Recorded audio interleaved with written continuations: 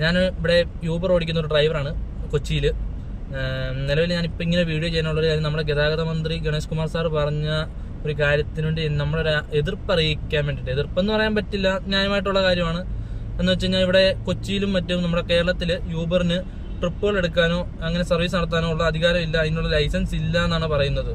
ശരി, ലൈസൻസ് ഇല്ലാത്തൊരു സ്ഥാപനം ഇതൊരു 10-12 കൊല്ലമായിട്ട് ഇവിടെ പ്രവർത്തിച്ചുകൊണ്ടിരിക്കുകയാണ്. സാർ ഇതൊന്നും അറിയുന്നില്ലായിരുന്നോ?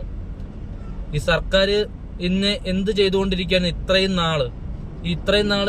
ഇത് കള്ള ടാക്സി അങ്ങനൊന്നുമല്ല. നമ്മൾ കറക്റ്റായിട്ട് പെർമിറ്റ് അടച്ച്, സർക്കാർ പറയുന്ന രീതി പെർമിറ്റ് അടച്ച്, നമ്മൾ ഇൻഷുറൻസും അടച്ച് നിലവിൽ ടാക്സി ആയിട്ട് തന്നെയാണ് നമ്മൾ രജിസ്റ്റർ ചെയ്ത് ഓടുന്നത്. അല്ലാതെ നമ്മുടെ പ്രൈവറ്റ് വണ്ടി എടുത്തിട്ട് നമ്മൾ അങ്ങനെ ട്രിപ്പ് എടുത്ത് ഓടുന്നവരല്ല. നമുക്ക് കറക്റ്റായിട്ട് നമ്മുടെ പെർമിറ്റും കാര്യങ്ങളും എല്ലാം ചെയ്തേച്ചാണ് നമ്മൾ ഇതിനകത്ത് വണ്ടി അറ്റാച്ച് ചെയ്ത് ഓടിക്കുന്ന ആളുകളാണ്.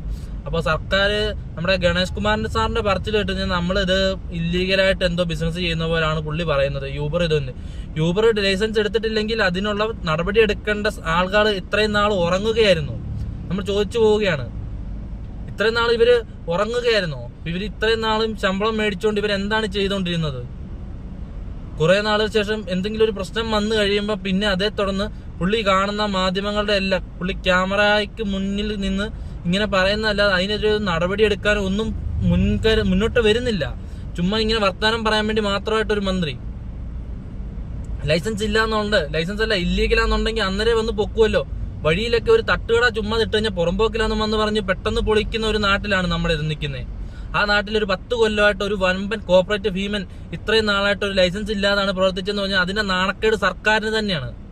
സർക്കാരാണ്, ഇവിടുത്തെ ഗവൺമെന്റിന് തന്നെയാണ്. ഗവൺമെന്റ് എന്ത് ചെയ്തുകൊണ്ടിരിക്കുകയായിരുന്നു ഇത്രയും നാളും? ഭയങ്കര കഷ്ടമാണിത്. ഈ ഗണേഷ് കുമാർ ഇങ്ങനെ ഒരു പ്രസ്താവന ഇറക്കിയതിന്റെ പേരില് കോഴിക്കോട്ടും തിരുവനന്തപുരത്തും കോട്ടയത്തും അവിടെ എവിടെയായിട്ടെല്ലാം ചെല്ലുന്ന വണ്ടികളെ തടഞ്ഞു നിർത്തുകയാണ്.